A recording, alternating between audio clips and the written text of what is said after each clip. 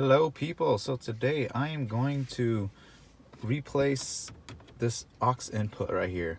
I was reading in forums, I'm not the only one that's had this problem where while you had your aux inputted, I have a Bluetooth one, I use this Tautronics.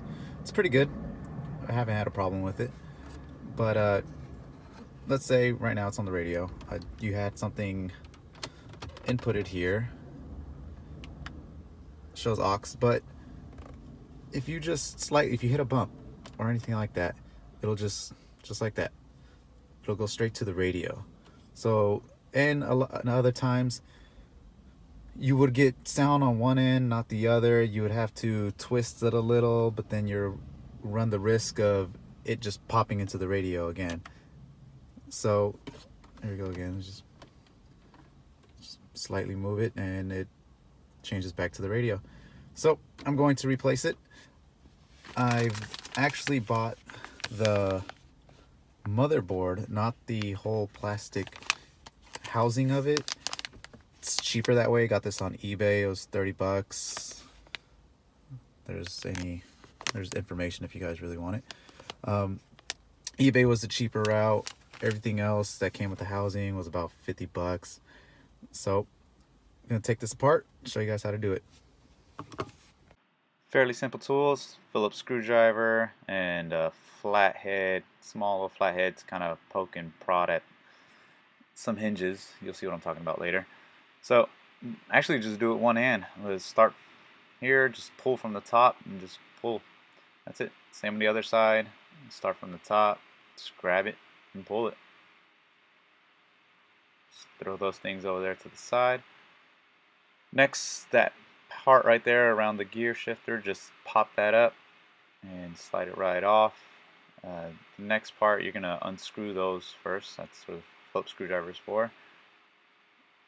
Go ahead and take those off. After you have those screws out, you do need to shift into neutral. You got to get that knob out of the way.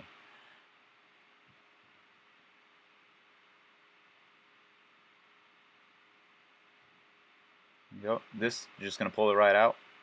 You're going to have to unclip it, unclip the outlet there, a cigarette lighter or power outlet, whatever you want to call it. This part, when you pull it, you're going to feel like you're breaking it, but you're not. Just go and just pull pretty hard on it. And you're just going to undo the two clips there.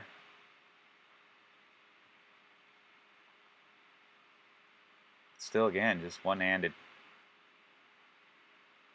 It's not that hard. There's the housing you want.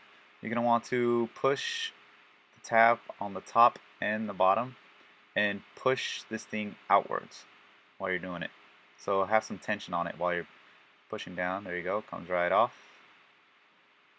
You're gonna want to push on that tab and the other one, and to pull the front face off of it,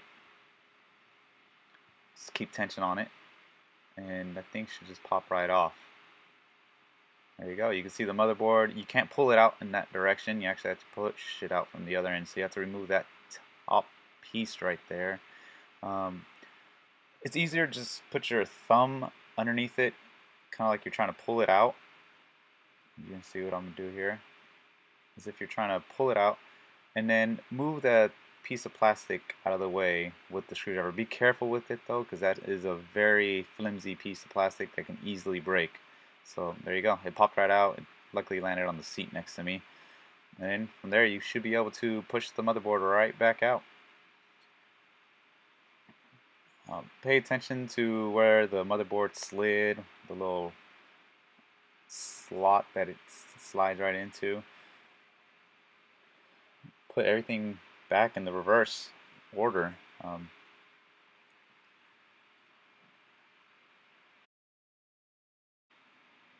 This part could be a little tricky. The motherboard rests on top of that piece right there. I'm going to point at it in a second.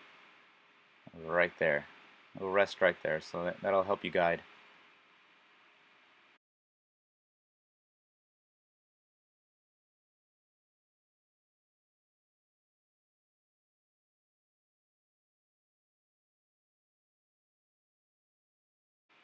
So before putting everything back together, I'm just gonna connect this back to the car and test it out.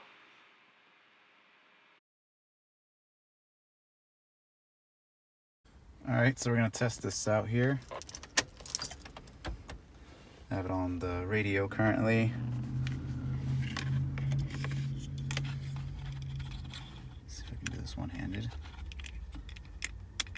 Bam, got that in. Alright, let's let that hang there. Alright, registered pretty easily. So let's move this bad boy around. Oh man, still got the radio. Well, that's a fail. Well, I had to move it around a good amount here.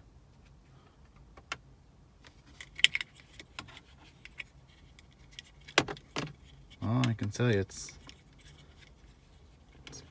better, but still, I have to return this one. I'll ride with it for a bit, see how it is, see if the bumps mess with me, get on my nerves. But if it works a lot better, then I'll just live with it. All right, let's put this back together. Still better than the old one. So everything goes back in the reverse order. Obviously push your aux input back in and just snap the cables back together and start pushing.